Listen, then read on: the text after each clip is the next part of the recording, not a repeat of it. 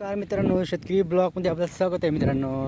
तर आलो आपण वावरामध्ये. ते पाऊस वावरामध्ये आल्यानंतर पाहिलं आपलं मका, पाऊस मका पीक, पाऊस नांगरणी वगैरे झालेलं आहे. आणि आता पाऊस तुम्ही पावसाचं वातावरण तर असं वाटतं की भरपूर आहे, पण पाऊस पाहिजे तसा येत नाही, बारीक बारीक येत आहे.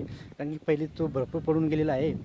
तर आता थोडंसं येते, पण नॉर्मल असं रिमझिम पाऊस येते मित्रांनो. तरी हे आपलं आहे भुईमुग मित्रांनो. गेल्या आठवड्यात आपण या भुईमुग पिकामध्ये होतो आणि खूप काही त्याच्यात तण वगैरे होता. तर आपण पाहणार आहोत एक कोणते कोणते पिकं आपण टाकलेले आहे ते आपण सांगणार आहोत मित्रांनो व्हिडिओच्या माध्यमातून. हे जे आहे हे उडीद आहे मित्रांनो.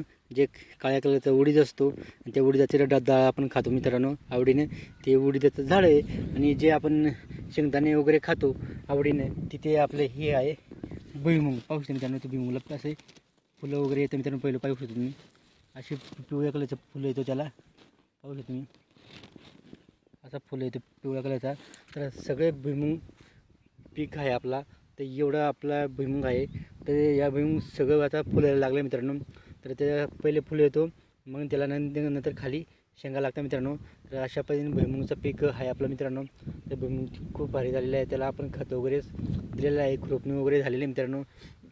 तर खूप चांगल्या पद्धतीने असं भुईमुगची क्वालिटी दिसत आहे. आणि त्याच्यात आणखी दुसरं पीक तुम्हाला दाखवतो मित्रांनो.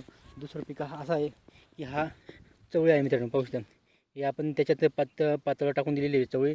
म्हणजे चवळी पण त्याच्यामध्ये आपण मिक्स करून टाकलेली आहे भुईमुगमध्ये. हा आपला भुईमुग पिकाची साईज पाहू शकता तुम्ही. पूर्ण भुईमुग पिकाला पाहू शकता तुम्ही फुलं आलेले पाहू शकता मित्रांनो. सगळीकडे पिवळं पिवळं फुलं दिसत आहे. तर असा पिवळा कलरचा फुलं असतो आणि असं त्याच्या पावरचा पाला असतो मित्रांनो. तर अशा पद्धतीने आपला भुईमुग पीक खूप चांगल्या प्रकारे झालेला आहे मित्रांनो. आता फक्त शेवटी निसर्गाने साथ दिली पाहिजे. नाहीतर मग आपण तर काय, फक्त आपण काम करणारे आहोत. तर निसर्गाच्या हातामध्ये सगळं. पाऊस आला तर सगळं काही व्यवस्थित पिकून येणार आहे.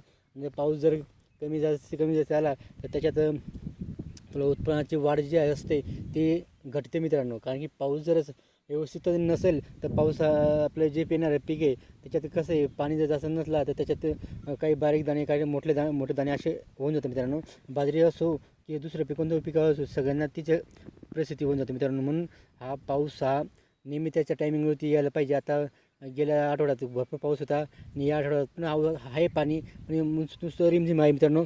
पाऊस वर कोरडं आहे, पूर्ण कोरडं जमीन आहे आणि इथं खाली ओलावा भरपूर आहे मित्रांनो.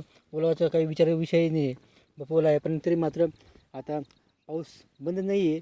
रिमझिम काय असो ना, पण येत जात आहे, येत जात आहे पाऊस. ही जी आपली मोठी अपेक्षा मित्रांनो. तर पाऊस चांगल्या पद्धतीने झालेला पण आहे मित्रांनो. आणि आपल्याला काही पावसाची काही कमतरता झाली नाही. कमतरता होती ती पण आता पूर्ण झाली मित्रांनो. तर आपला हा डोंगर आहे आपल्या वावराच्या जवळ, आणि आपला हा भुईमुग आहे मित्रांनो. व्हिडिओ आवडला तर लाईक शेअर नक्की करा. आमच्या चॅनलला सबस्क्राईब करा. जय जवान जय किसान मित्रांनो.